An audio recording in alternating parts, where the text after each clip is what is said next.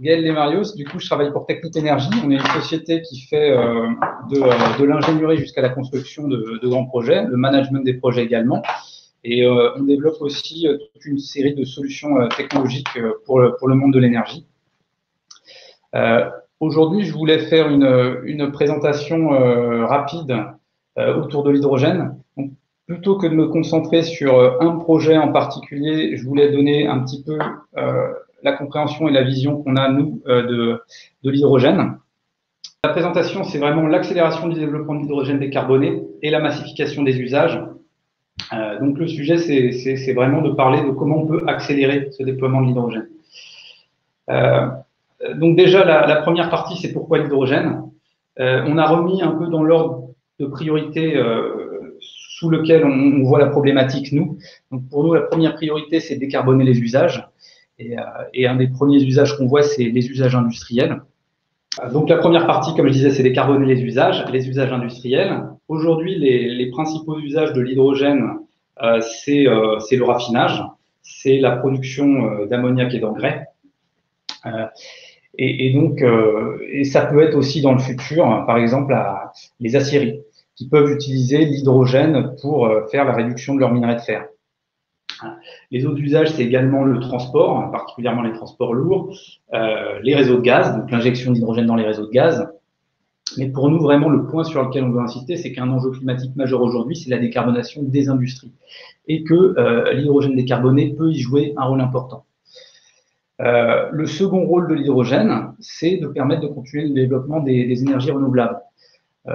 On sait tous que les énergies renouvelables sont en très forte croissance, on en a de plus en plus, et on voit qu'on a également avec un besoin croissant au niveau de la gestion de l'intermittence.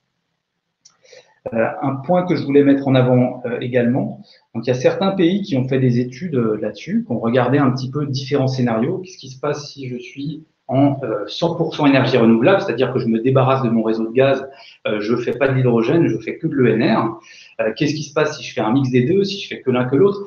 Et une des conclusions qu'on voyait, c'était que voilà, les réseaux électriques, en l'occurrence c'était aux Pays-Bas, ont une limite en termes d'absorption des ENR. C'est-à-dire que si on voulait être en 100% électrique, pour faire simple, avec 20-25% de facteur de charge, et il faudrait pouvoir faire passer 5 fois plus d'énergie dans les réseaux électriques. Donc, ça veut dire qu'il faudrait les refaire complètement. Et ça, c'est également quelque chose qui est coûteux. Le petit tableau qui est en dessous, pareil, je ne vais pas aller dans le détail. C'est des calculs de chimistes. Hein, c'est des calculs très, très simples, niveau école d'ingé d'enthalpie de réaction. Et l'objectif, c'était juste de montrer simplement les différentes méthodes pour produire de l'hydrogène. Donc la première, on va dire, celle qu'on voit en dessous en vert, c'est celle qu'on connaît le mieux, c'est ce qu'on appelle l'hydrogène vert. C'est de l'hydrogène qui est généré à partir d'électricité renouvelable et d'électrolyse de l'eau. Donc on a la réaction qu'on voit ici en bas. Et la deuxième méthode principale, il y en a tout un tas d'autres qu'on ne va pas aborder ici, c'est la production d'hydrogène à partir de gaz naturel. Donc ça, c'est en gros la production à 99% de l'hydrogène aujourd'hui, où l'idée, c'est de faire réagir la molécule de méthane avec des molécules d'eau pour former du CO2 et de l'H2. Et donc, aujourd'hui, ce dont on va parler, c'est l'hydrogène vert, celui qui est en dessous, et également l'hydrogène bleu. L'hydrogène bleu, c'est cette réaction que vous voyez là, avec simplement, ce qu'on dit, c'est qu'aujourd'hui, on va aller capturer ce CO2-là et on va aller le séquestrer. Et le but de ce petit tableau, c'était simplement de dire, si on veut générer de l'hydrogène à partir de gaz naturel, c'est relativement peu cher. Pourquoi? Parce que le gaz naturel, c'est déjà une molécule qui contient beaucoup d'énergie. Si on veut générer de l'hydrogène à partir d'eau, ça coûte forcément beaucoup plus d'énergie, parce que l'eau a aucune valeur énergétique. Et si on ajoute à ça le fait qu'il y a aussi des rendements, donc derrière, sur une usine de production d'hydrogène à partir de gaz naturel, typiquement 80%. Sur l'électrolyse, alors c'est très discutable, ça dépend ce qu'on inclut. Là, j'ai mis 65%, ça peut être 55%, ça peut être sur des technologies plus avancées, moins matures, plus élevées que ça. Mais voilà. Et le principal message, c'était simplement de dire, aujourd'hui, s'il y a une priorité pour l'énergie renouvelable, ça doit quand même être de fournir des consommateurs électriques avant d'aller fournir des consommateurs hydrogène. Voilà. Et l'hydrogène bleu nous semble une bonne solution. Attends, le rendement de la capture de CO2 est à combien? On ne parle pas de rendement de la capture. Les 80%, typiquement, ils incluent à peu près la capture. La capture ne va pas coûter énormément en termes d'énergie. Elle va forcément diminuer un peu le rendement, mais c'est pas grand-chose, quoi. C'est quelques pourcents. En gros, il y a une partie du gaz naturel qu'on va faire rentrer qui va servir comme énergie pour aller alimenter la capture. Mais voilà, c'est pas grand-chose. En tout cas, c'est clairement pas ça qui va faire la différence entre le 80% que vous voyez là et le 65% qu'il y a en dessous, si c'est la question. Ok. Et donc où en étais-je? Donc voilà. Et donc on va parler de ces deux réactions. Donc bon, pour info et pour être clair, nous chez Technip Energies, on travaille sur les deux, évidemment. Une autre question, Gaël, dans quelle partie du CO2 créée par les réactions est captée? Quelle partie du CO2? Ouais, créée par la réaction est captée. Ben justement, on peut, en fait, techniquement, on pourrait aller jusqu'à 99%. Après, c'est toujours un équilibre et une discussion entre qu'est-ce que ça me coûte d'aller capter 99% par rapport à aller en capter que 95 ou 90. Mais en tout cas, les ordres de grandeur dont on parle aujourd'hui sur tous ces projets d'hydrogène bleu, c'est ça. C'est aujourd'hui, on regarde 90% minimum, quoi. Et c'est là où ça fait du sens. Parce que effectivement, si on disait je vais m'amuser à aller capter 50% du CO2, on a un vrai problème et l'intérêt de la solution est complètement discutable. Donc oui, c'est une bonne question et c'est important de regarder ce taux de capture et c'est un taux de capture vraiment global qu'il faut regarder. Et après, sortie de refroidage, et à quelle pression? Ça dépend des technologies, mais on va être entre 30 et 50 bars. 30-50 bars. Ouais, okay. Typiquement. Donc un peu similaire à ce qui peut être fait sur l'électrolyse sous pression où ils sont à 30 bars aujourd'hui. Donc voilà, ça se vaut. Donc il n'y aura pas de grosse différence entre le bleu et le vert au niveau de la pression de sortie. Ça, c'était juste pour passer rapidement sur un petit peu ce qu'on voit en Europe. Donc ce qu'on voit, c'est d'abord énormément de projets hydrogène vert. C'est des projets qu'on voit partout en Europe, hein, vraiment dans tous les pays. Donc là, j'en ai cité quelques-uns, Pays-Bas, France, Allemagne, Danemark, Portugal. Il y en a bien d'autres. Les tailles de ces projets, souvent, c'est des tailles qui sont annoncées en puissance d'électrolyse. Donc typiquement aujourd'hui, les projets, ça va être le mégawatt, la dizaine de mégawatts d'électrolyse. Il y a des projets qui commencent à regarder la centaine de mégawatts d'électrolyse. Et l'objectif, c'est de pouvoir monter jusqu'au gigawatt d'électrolyse installée. Donc, juste pour donner des ordres de grandeur, voilà, 1 gigawatt d'électrolyse installée qui produirait en continu, donc sans prendre en compte l'intermittence, ça produirait 160 kilotonnes par an d'hydrogène. Et pour compléter cet ordre de grandeur, aujourd'hui, la consommation d'hydrogène, c'est 70 à 100 millions de tonnes an. Et les objectifs, alors ça dépend des projections, mais en 2050, c'est globalement d'essayer de monter jusqu'à 500. Voilà. Donc les besoins sur l'hydrogène vert, ils sont simples. C'est la montée en échelle, ce qui est en train de se faire aujourd'hui. Mais on a toujours cette problématique d'intermittence de l'hydrogène vert.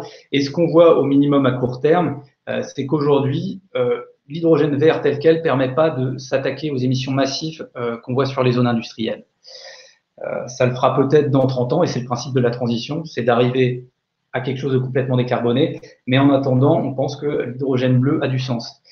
Et donc là, typiquement, l'hydrogène bleu, il y a beaucoup moins de pays qui regardent ça. Là, c'est plutôt les Pays-Bas, le Royaume-Uni, la Norvège, également l'Allemagne. Donc, il y a un certain nombre de projets que vous avez ici, que je vous invite à aller voir aussi, c'est intéressant. Et là, les principaux usages qu'on va viser, c'est vraiment les besoins industriels, donc soit matières premières, soit chaleur. Et les besoins pour développer l'hydrogène bleu, pour le coup, c'est déjà des technologies qui sont à l'échelle. Ça va être en fait de développer le CCS. Il y a une question pour toi. Y a-t-il des conflits avec les ressources aquifères pour créer l'hydrogène bleu ou vert? C'est une vraie question à se poser. Dans les deux cas, on consomme beaucoup d'eau. Parce que comme vous l'avez vu sur les réactions que j'ai montrées, en fait, sur l'hydrogène vert, tout l'hydrogène vient de l'eau. Sur l'hydrogène bleu, la moitié de l'hydrogène produit provient de l'eau, à peu près. Donc effectivement, c'est des grosses consommations d'eau. A priori, mais j'ai pas regardé particulièrement sur le sujet, mais ça peut être un problème dans certains pays qui ont déjà des problématiques d'eau. Donc si on regarde du côté Qatar, Arabie Saoudite, c'est des questions qu'il va falloir se poser. Ça va pas l'être pour d'autres. Et ce qu'il faut avoir en tête, c'est que de toute façon, l'hydrogène, une fois qu'il sera consommé, ça forme de l'eau, quoi. Donc normalement, ça boucle à peu près. Voilà. Et donc pour conclure sur celui-là, ce que je disais, c'est que les besoins pour développer l'hydrogène bleu, c'est quoi aujourd'hui? C'est surtout mettre en place une infrastructure de gestion du CO2. Il y a des projets qui commencent à regarder ça, mais c'est clairement pas une infrastructure qui est en place de nos jours. Ok, est-ce que tu as des chiffres sur les consommations d'eau? Non, comme ça de tête, mais après le calcul est très facile à faire en fait. C'est-à-dire combien de litres pour générer un seul kilogramme d'hydrogène? Bah, on pourrait faire le calcul en direct, mais ça va prendre un peu trop de temps. En fait, il suffit de regarder ces équations-là. Il y a 4 molécules d'hydrogène pour 2 molécules d'eau, ou alors il y a 2 molécules d'hydrogène pour 2 molécules d'eau. Vous pouvez aller regarder rapidement combien fait chacun en allant sur Wikipédia, regarder les masses molaires, etc. De l'hydrogène et de l'eau. Mais je suis désolé, j'ai pas les ordres de grandeur en tête. Ça, c'est ce que je voulais un petit peu montrer dans cette présentation. Ça, c'est l'approche des Pays-Bas. Donc, les Pays-Bas, ils poussent très fort sur la transition énergétique. Ils ont énormément de projets, que ce soit hydrogène vert ou hydrogène bleu. Et là, l'image que vous voyez en bas, c'est la vision du déploiement de l'hydrogène du port de Rotterdam. Et donc, l'idée vraiment derrière, c'est de dire, ce qu'ils veulent faire dans le port de Rotterdam, c'est de dire, on va mettre en place de l'hydrogène bleu, parce qu'ils ont en plus la chance d'avoir très proche des réservoirs déplétés où on peut aller séquestrer du CO2. Donc, on va produire de l'hydrogène bleu, séquestrer ce CO2 dans les réservoirs proches, et on va mettre en place cette infrastructure que vous voyez là. On va mettre en place un réseau d'hydrogène, et ce réseau d'hydrogène, il va permettre déjà, il va se mettre en place autour de gros industriels qui vont être ces consommateurs d'hydrogène, et il va permettre derrière à des petits industriels de venir se piquer dessus pour prendre également de l'hydrogène décarboné à nettement plus bas coût. Et il va permettre aussi aux productions d'hydrogène vert de venir se piquer là-dessus et de résoudre un des principaux problèmes de l'hydrogène vert aujourd'hui, qui est comment je gère mon intermittence. Parce que pour gérer l'intermittence aujourd'hui sur l'hydrogène vert, j'ai deux options. Soit je stocke l'électricité, mais on sait tous que les batteries, ça coûte également extrêmement cher.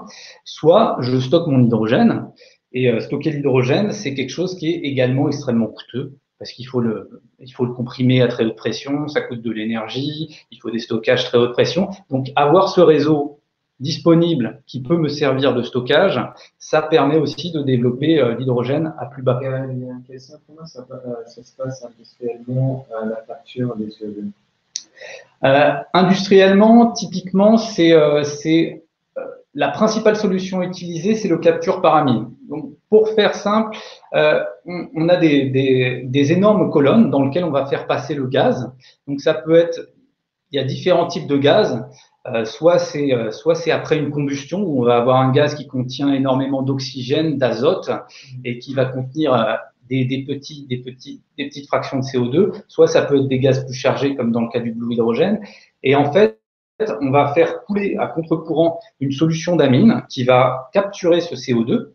Et ensuite, cette solution d'amine, pour faire simple, on va l'amener à un autre endroit et on va la faire rebouillir. Et en rebouillant, elle va libérer le CO2.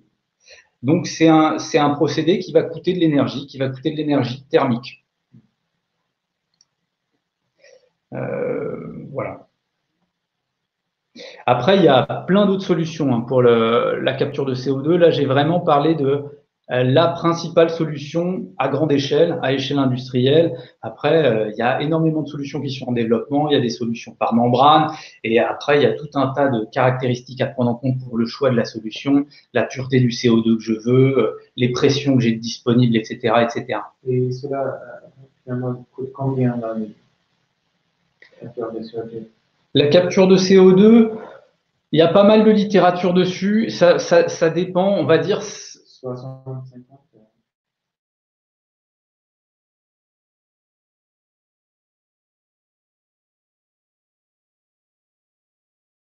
50. Fourchette grossière entre 30 et 80, quoi, quelque part par là.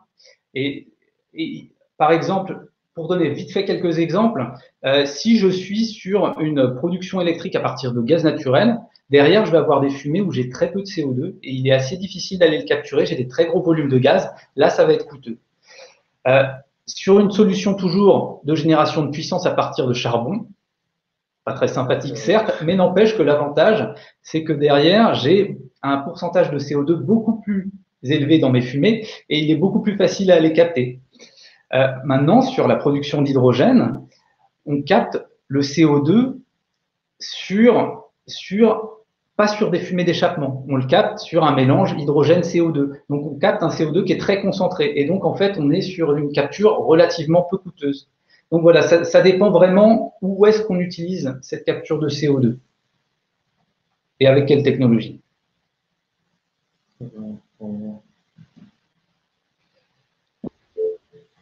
Et ça, je vais passer rapidement dessus, mais ça c'était un exemple, mais effectivement je pense que c'est vraiment le point important aujourd'hui. Et c'est un point qu'on pousse, c'est de dire aujourd'hui, il faut, si on veut pouvoir développer tout ça, il faut que se développe le CCS. Le CCS, c'est pas réservé à l'hydrogène bleu, c'est quelque chose qui va être nécessaire pour d'autres industries également, qui n'ont pas forcément de solution simple pour se décarboner. Et donc là, ce qu'on voulait montrer, ça c'est simplement une technologie qu'on développe, où l'idée c'est de dire, par exemple, quand je prenais l'exemple du port de Rotterdam, ben, ils ont la chance d'avoir un réservoir de réinjection proche. Si on prend un pays comme la France, c'est plus compliqué parce qu'on n'est pas un pays avec des réserves de pétrole et on ne peut pas réutiliser facilement des réservoirs pour réinjecter. Et donc, il y a des solutions qui sont envisagées. Je vous invite par exemple à regarder le projet Northern Light qui est développé en Norvège, où l'idée c'est de dire mon producteur de CO2, il va capter ce CO2, il va le liquéfier et ce CO2 liquéfié va être transporté par bateau jusqu'au site de réinjection. Et donc, ce seraient des sites de réinjection qui seraient mutualisés, qui prendraient le CO2 qui peut provenir de plein d'industries différentes et qui seraient réinjectés en un endroit. Voilà. Donc ça fait partie des solutions qui sont regardées et développées pour essayer de régler ce problème de comment on met en place cette chaîne de gestion du CO2. Voilà. Et pour conclure, un petit peu, ça je l'ai déjà présenté, je l'ai déjà dit, mais voilà, c'est vraiment l'idée qu'on pousse, c'est de dire, alors c'est toujours plus compliqué que ça, hein, c'est évidemment extrêmement schématique, mais l'idée c'est vraiment de dire aujourd'hui, là où on voit qu'il y a besoin de développement, c'est sur le CCS, parce qu'aujourd'hui le CCS met énormément de temps à se développer pour plein de raisons.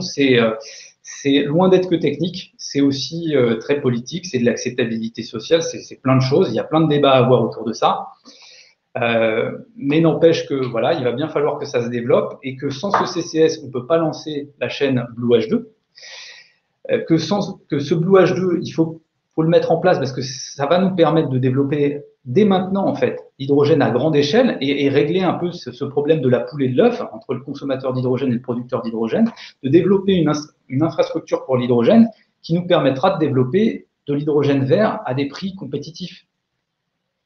En fait, elle pose la question sur le liquide, sur quelles conditions, ça dépend sur les transports, pour les stocks. Ouais, alors, pour qu'il soit liquide, il faut le transporter légèrement sous pression. Moins 30 degrés et ça part. Ouais, c'est ça. C'est ça. Donc, c'est à peu près ça les ordres de grandeur, ouais. Mais donc, on va dire que c'est relativement, entre guillemets, c'est facile. C'est-à-dire que c'est pas bas en température. Quand on parle, par exemple, là, sur le petit cercle que j'ai mis ici et dont je vais pas particulièrement parler, qui est toutes les recherches qui sont faites autour du comment je pourrais transporter de l'hydrogène. Par exemple, si je veux transporter de l'hydrogène liquide, là, on parle de descendre à moins 250 et quelques degrés. Si on parle de transporter du gaz naturel liquéfié, comme on le fait aujourd'hui à très grande échelle, on est sur du moins 160 degrés.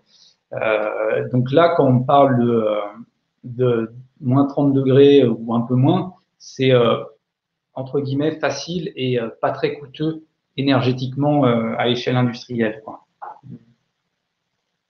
Mais après, c'est super important sur tous ces sujets de toujours regarder ça. Et nous, c'est vrai que c'est vraiment la manière dont on avance, c'est de regarder les chaînes dans leur ensemble, depuis mon producteur d'énergie, qui peut être du renouvelable, qui peut être un réservoir de gaz naturel, jusqu'à mon consommateur final, en regardant l'ensemble de la chaîne.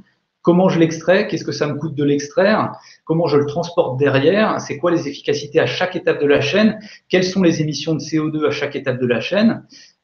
Quand je le transporte, j'émets du CO2. Et donc, c'est vrai de regarder tout l'ensemble, avec également toute l'approche de cycle de vie, qui permet vraiment de se faire une idée sur ce qu'on pensait être une bonne solution. Une question, c'est quoi qui est le plus cher dans le capture de CO2? C'est-à-dire entre gérer le CO2 et aller le séquestrer, l'injecter, ou aller le capturer, je comprends que c'est ça, oui. C'est ça la question. Il me reste 2 minutes. On va dire que c'est probablement un peu plus la capture, mais bon, on est dans les mêmes ordres de grandeur de coût. Mais encore une fois, j'ai déjà donné la fourchette de capture, ça peut être assez large, quoi.